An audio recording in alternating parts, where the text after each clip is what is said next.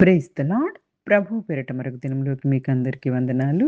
దినం పరిశుద్ధాత్మ దేవుడు మన కొరకు ఏర్పాటు చేసుకున్న వాక్య భాగము యోహాను సువార్త 18వ అధ్యాయము 25-40 వచనాలు. సీమోను పేతురు నిలువబడి చలి కాచుకొనుచుండగా వారతనిని చూచి, నీవును ఆయన శిష్యులలో ఒకడువు కావా అని చెప్పగా అతడు, నేను కాను, నేనెరుగననెను. పేతురు ఎవని చెవి తెగ నరికెనో వాని బంధువును, ప్రధాన యాజకుని దాసులలో ఒకడును, నువ్వు తోటలో అతనితో కూడా ఉండగా నేను చూడలేదా అని చెప్పినందున, పేతురు నేనెరుగునని మరియొకసారి చెప్పెను. వెంటనే కోడి కూసెను. వారు కైపా యొద్ద నుండి అధికార మందిరమునకు యేసును తీసుకొని పోయిరి.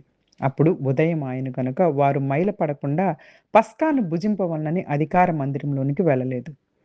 కావున పిలాతు బయట ఉన్న వారి యొద్దకు వచ్చి, ఈ మనుష్యుని మీద మీరు ఏ నేరం మోపుచున్నారు అనెను. అందుకు వారు, వీడు దుర్మార్గుడు కాని యెడల వీనిని నీకు అప్పగించి ఉండమని అతనితో చెప్పిరి. పిలాతు, మీరతనిని తీసుకొని పోయి మీ ధర్మశాస్త్రం చొప్పున అతనికి తీర్పు తీర్చుడి అనగా, యూదులు ఎవనికిని మరణశిక్ష విధించుటకు మాకు అధికారం లేదని అతనితో చెప్పిరి. అందువలన యేసు తాను ఎట్టి మరణం పొందబోవునో దానిని సూచించి చెప్పిన మాట నెరవేరెను. పిలాతు తిరిగి అధికార మందిరంలోకి ప్రవేశించి యేసుని పిలిపించి, యూదుల రాజువు నీవేనా అని ఆయనను అడుగ్గా, యేసు, నీ అంతట నీవే ఈ మాట అనుచున్నావా, లేక ఇతరులు నీతో నన్ను గురించి చెప్పిరా అని అడిగాను.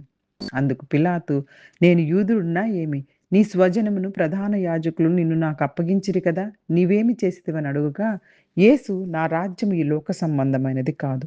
నా రాజ్యం ఈ లోక సంబంధమైనదైతే నేను యూదులకు అప్పగింపబడకుండునట్లు నా సేవకులు పోరాడుదురు. కానీ నా రాజ్యము ఇహ సంబంధమైనది కాదనెను. అందుకు పిలాతు, నువ్వు రాజువా అని ఆయనను అడుగ్గా, యేసు, నువ్వన్నట్టే నేను రాజునే. సత్యమును గురించి సాక్ష్యం ఇచ్చుటకు నేను పుట్టి తిని. ఇందు నిమిత్తమే ఈ లోకమునకు వచ్చి తిని. సత్య సంబంధి అయిన ప్రతి వాడును నా మాట వినును అనెను. అందుకు పిలాతు, సత్యమనగా ఏమిటి అని ఆయనతో చెప్పాను.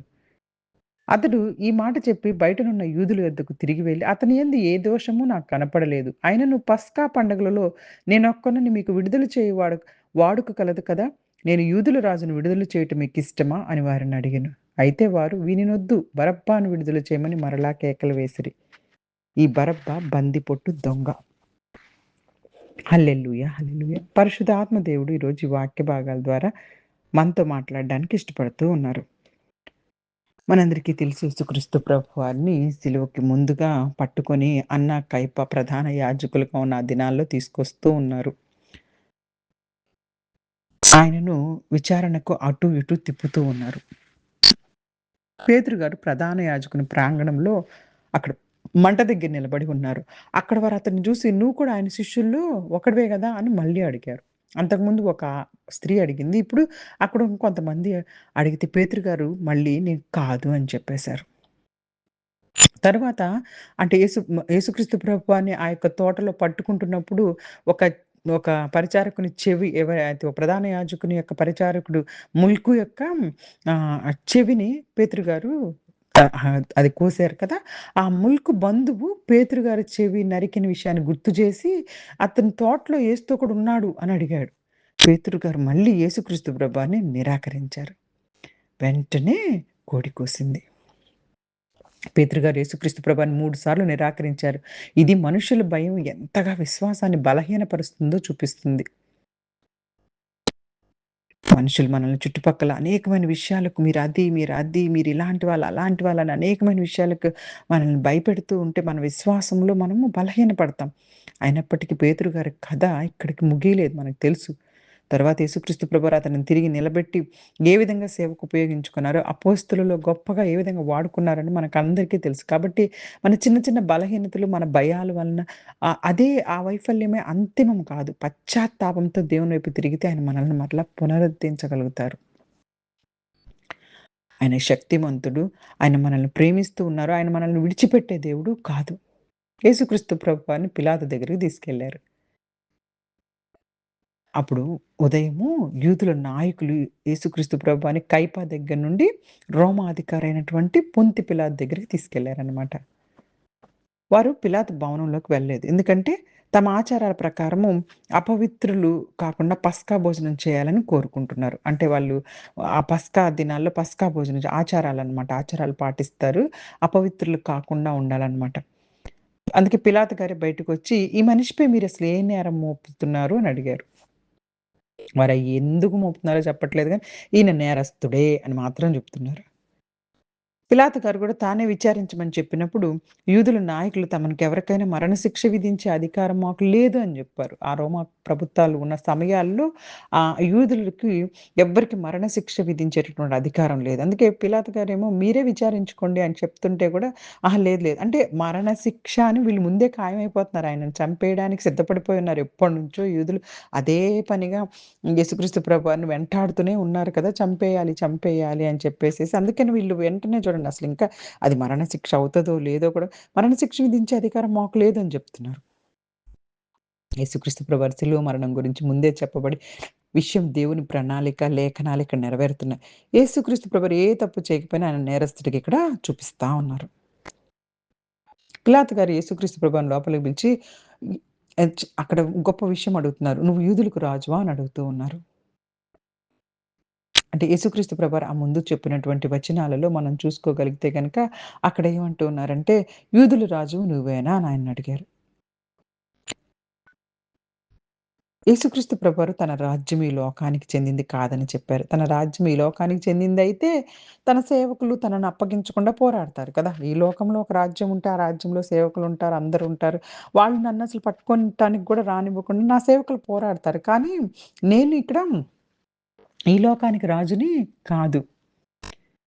నా రాజ్యం అసలు ఈ లోక సంబంధమైనదే కాదు అని ఇక్కడ తెలియపరుస్తున్నారు. యేసుక్రీస్తు ప్రభువారు రాజు. ఆయన రాజ్యము భౌతిక రాజ్యం రాజ్యము కాదు. ఆయన రాజ్యం ఆత్మీయమైంది. సత్యంపై ఆధారపడింది. ఆయన ఆయుధాలతోనూ, హింసలతోనూ తన రాజ్యాన్ని స్థాపించడానికి రాలేదు.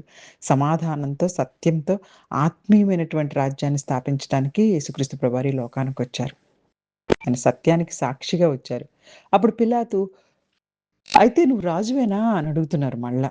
యేసుక్రీస్తు ప్రభువారు తాను రాజునే అని చెప్పి నేను సత్యానికి సాక్ష్యం ఇవ్వడానికి ఈ లోకంలోకొచ్చానని ప్రకటించారు. సత్యానికి చెందిన ప్రతి ఒక్కరు తన స్వరాన్ని వింటారని కూడా స్పష్టంగా చెప్తూ ఉన్నారు. యేసుక్రీస్తు ప్రభువారు ఈ లోకానికి మనల్ని సత్యం వైపు నడిపించడానికొచ్చారు. క్రీస్తుని అనుసరించడం అంటే సత్యాన్ని ప్రేమించడం. సత్యం ప్రకారమే జీవించటం. హల్లెలూయా! హల్లెలూయా! అప్పుడు పిలాతు గారికి డౌటొచ్చింది. సత్యం అంటే ఏంటి అంటున్నారు. పిలాతు గారికి సత్యం తన ముందు నిలబడి ఉన్నా, దాని విలువను పూర్తిగా గ్రహించలేక, యేసుక్రీస్తు ప్రభువారే నిలువెత్తు సత్యానికి సాక్ష్యమని ఆయన ప్రకటిస్తున్నా గానీ, అదేంటో ఆయనకు అర్థం గాలేదు. క్రైస్తవ విశ్వాసంలో సత్యం కేవలం ఒక భావన కాదు. యేసుక్రీస్తు ప్రభువారే సత్యానికి ముఖ్యమైనటువంటి కేంద్రం. మనం ఆయనను తెలుసుకోవడం ద్వారా ఆయన సత్యాన్ని తెలుసుకుంటాం.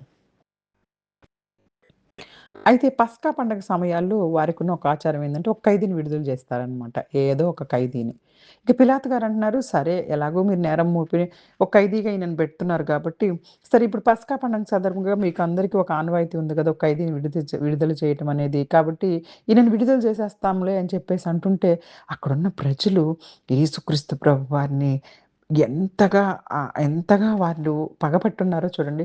లేదు లేదు యేసుక్రీస్తు ప్రభువారు మమ్మల్ని బరబ్బని విడుదల చేయమని కోరుతున్నారంట. బరబ్బ అప్పుడు ఆ దినాన ఒక పెద్ద నేరస్తుడు. ఇంకా యేసుక్రీస్తు ప్రభువారి మీద అసలకి ఎటువంటి నేరము లేదని పిలాతు గారు చెప్తున్నా ఆ!